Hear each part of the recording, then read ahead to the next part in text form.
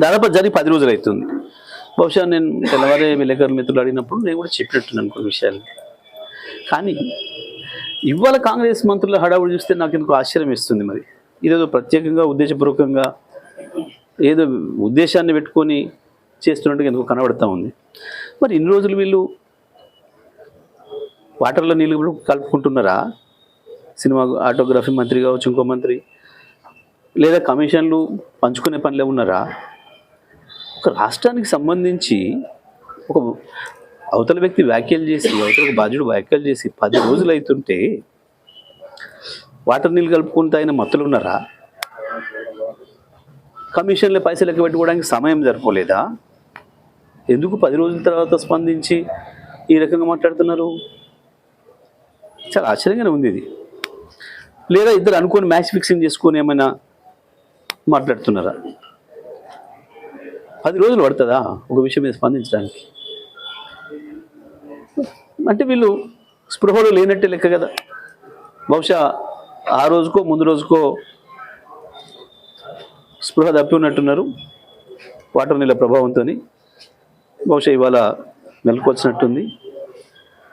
ఇట్లాంటి వాళ్ళు రాష్ట్రాన్ని నడితే కష్టమవుతుంది. ప్రజలు కూడా గమనించాలి ఎటువంటివి. ఎంత సోయి లేకుంటారు వీళ్ళు. గోదావరి నీళ్ళ విషయం వచ్చినప్పుడు, బనకచెర్ల విషయం వచ్చినప్పుడు అదే పద్ధతుల్లో మేము స్పందించిన తర్వాత గవాల లేచి మాట్లాడినారు. కృష్ణ నీళ్ళ కేసులు వచ్చినాడు, మొత్తమే కేంద్రం చేతుల్లోకి పెత్తనం తీసుకుంటుంది కృష్ణ నీళ్ళ పైన అన్ననాడు.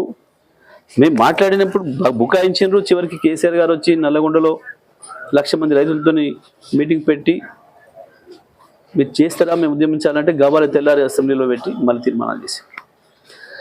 తెలంగాణ హక్కుల పట్ల, తెలంగాణ ఆశల పట్ల, తెలంగాణ ఆకాంక్షల పట్ల వీళ్ళకి ఏమాత్రం సోయి లేదు, బాధ్యత లేదు. ఇవాళ ఉన్న ప్రభుత్వానికి కేవలం కమిషన్ల దందా కొరకు, ప్రభుత్వాన్ని ప్లాట్ల దందా కొరకు వాడుతున్నారు.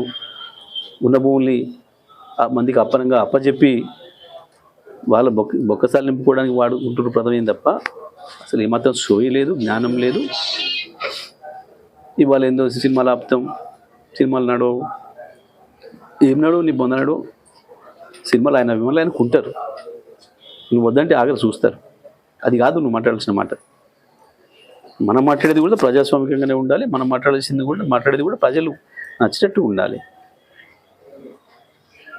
కేవలం సెన్సేషన్ కొరకు, కొద్దిమంది వినోదాన్ని కలిగించడం కొరకు,